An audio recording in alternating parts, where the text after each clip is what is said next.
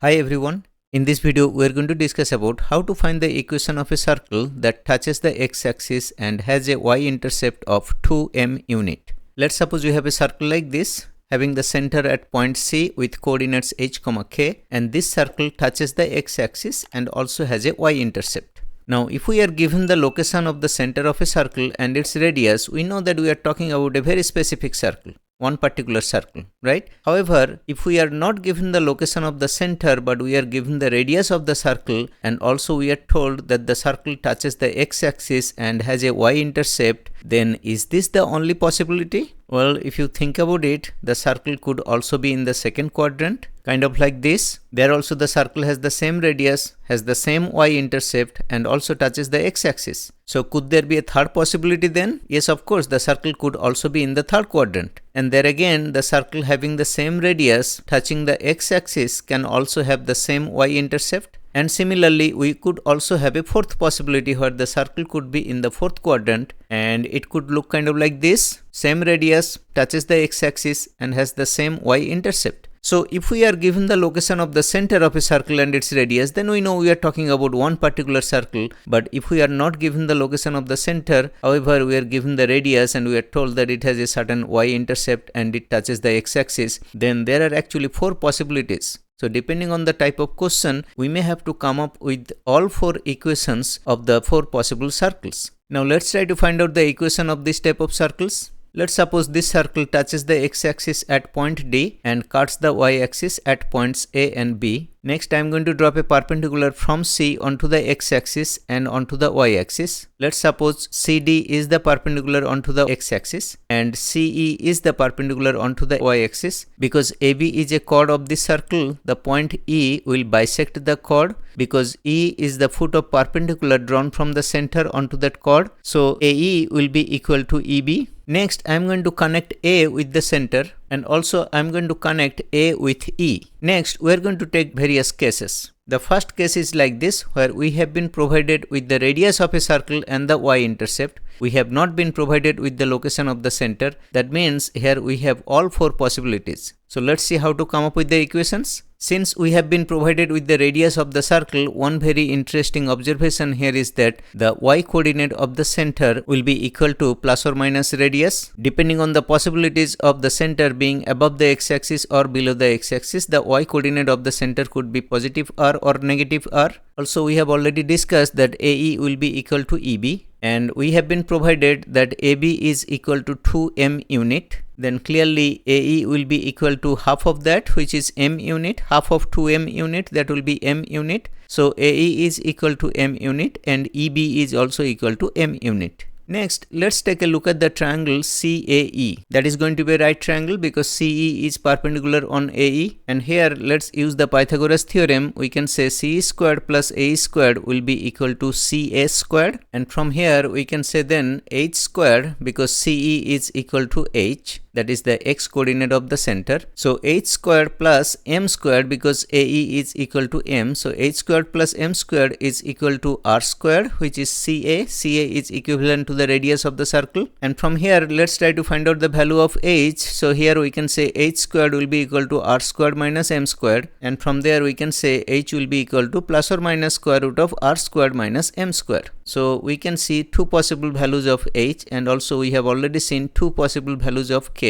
Now it's very easy to come up with the equations. We'll begin with the fundamental equation of circle, which is x minus h whole squared plus y minus k whole squared is equal to r squared. And if we plug in the values of h and k, our equation going to look like this. It will be x plus or minus square root of r squared minus m squared whole squared plus y plus or minus r whole squared is equal to r squared. Here in place of h and k, I am using all the values in terms of r and m because those are the two quantities which are provided in this particular case. And that is the set of all four possible equations. Using the four different combinations of the plus and minus sign in the two parentheses, we can come up with four equations from this combined set. Now let's take a look at the second case where we have been provided with h and the y-intercept. We have not been provided with the location of the center nor the radius of the circle. So here let's see how we can come up with the equation of the circle. In this case, because h has been provided, there will be only two possible cases for the y coordinate. the circle could either be above the x-axis or below the x-axis. So there will be two possibilities here. And what would be the radius? Well, radius will be equal to the numeric value of k, and from here we can say then r squared can be written as k squared. And we have just seen that r squared is equal to h squared plus m squared. In this case we have been provided with the values of h and m. So here we can say then k squared can be written as h squared plus m squared, and similarly r squared is also equal to h squared plus m squared. And from here we can say then k will be equal to plus or minus square root of h squared plus m squared. So now we know the value of k, and also we know the value of r, which is the absolute value of k, and h is already provided. So we should be able to come up with the equations. If we begin with the fundamental equation of circle and there we plug in the values of k and r, then our equation is going to look like this: x minus h whole squared plus y plus or minus square root of h squared plus m squared whole squared is equal to h squared plus m squared. And that is the set of two possible equations in this case. Using the plus and minus sign in the second parenthesis, we can come up with two possible equations from this set of equations. Now let's take a look at the third case where k and the y-intercept has been provided. That means the y-coordinate of the center and the y-intercept has been provided. The x-coordinate of the center has not been provided, and also the radius of the circle has not been provided. However, we have been told that the circle touches x-axis and it cuts a y-intercept.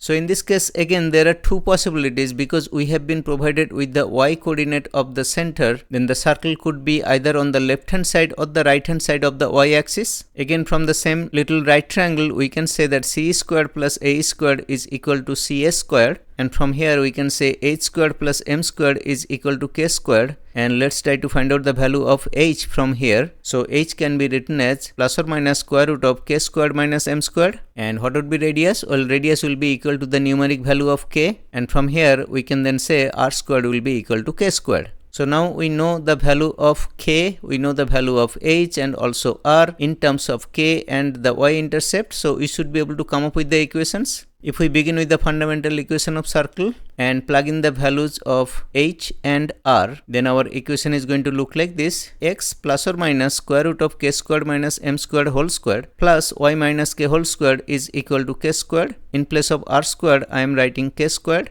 And that is the set of two possible equations in this case. Using the plus and minus sign in the first parenthesis, we can come up with the two possible equations. Next, we are going to take an example. The example says find the equations of the circles that have radius equals 5 unit and cut a y-intercept equals 8 unit. The circles touch the y-axis. So in this case we have not been provided with the location of the center. That means there are four possibilities, so we have to come up with the four possible equations here. Provided information is r equals 5. From here we can then say that the y coordinate of the center k can be plus or minus 5, and 2m, which is the y-intercept, that is equal to 8 unit. So m will be equal to 4 unit. And also what will be the value of h? Well, we have seen earlier that h is equal to plus or minus square root of r squared minus m squared, and if we plug in the values of r and m, it turns out to be plus or minus square root of 5 squared minus 4 squared, and that can be written as plus or minus square root of 25 minus 16, which is nothing but plus or minus square root of 9, and that can be written as plus or minus 3. So now we know the value of h and the value of k and also r. Let's try to come up with the equations then. Let's begin with the fundamental equation of circle and let's plug in the value of h, k and r. Then our equation going to look like this: x plus or minus 3 whole squared plus y plus or minus 5 whole squared is equal to 5 squared. And if we expand the equation, if we remove the parenthesis, then the first term will become x squared plus or minus 6x plus 9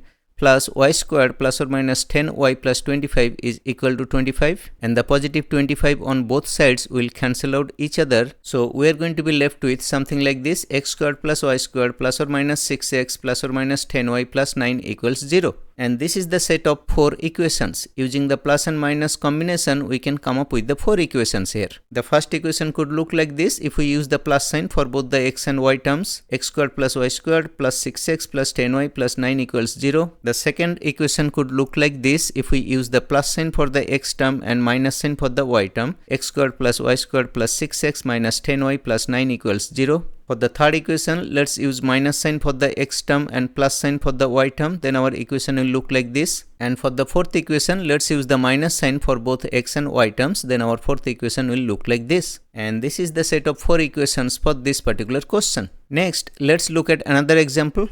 The second example says find the equations of the circles that cut a y-intercept equals 6 unit and have the center's y-coordinate as -5. The circles touch the x-axis. So we have been provided with the y-coordinate of the center. That means we have been provided with a specific value of k, and that value is actually negative. That means the circle is actually located in the third or the fourth quadrant. So there are actually two possibilities, right? And what are the provided information here? Well, k is equal to -5. So we can say r will be equal to the numeric value of k, that is equal to 5 then. And the y-intercept, which is 2m, has been provided as 6 units. So from here we can say m is equal to 3. And then let's try to calculate the value of h. That can be written as plus or minus square root of k squared minus m squared. We have seen that earlier in this video. And if we plug in the values of k and m, then it will be equal to plus or minus square root of -5 whole squared minus 3 squared. That can be written as plus or minus square root of 25 minus 9. That can be written as plus or minus square root of 16. That can be written as plus or minus 4. Now we know the values of h, k and r. So let's try to come up with the equation. Let's begin with the fundamental equation of circle. And there, if we plug in the values of h, k and r, our equation is going to look like this. X plus or minus 4 whole squared plus y minus -5 whole squared is equal to 5 squared. And if we simplify this little bit, we can write it as x plus or minus 4 whole squared plus y plus 5 whole squared is equal to 5 squared. And now if we expand it, it will be x squared plus or minus 8x plus 16 plus y squared plus 10y plus 25 is equal to 25. And the positive 25 on both sides will cancel out each other. So we are going to be left with x squared plus y squared plus or minus 8x plus 10y plus 16 is equal to 0. And this is the set of two possible equations. Using the plus and minus sign for the x term, we can come up with the two separate equations. And our first equation could look like this if we use the plus sign for the x term. And if we use the minus sign for the x term, then our second equation will look like this. And that is the set of two possible equations for this particular question. This brings us to the end of this video. I hope everything made sense. Thank you for watching. See you in the next video.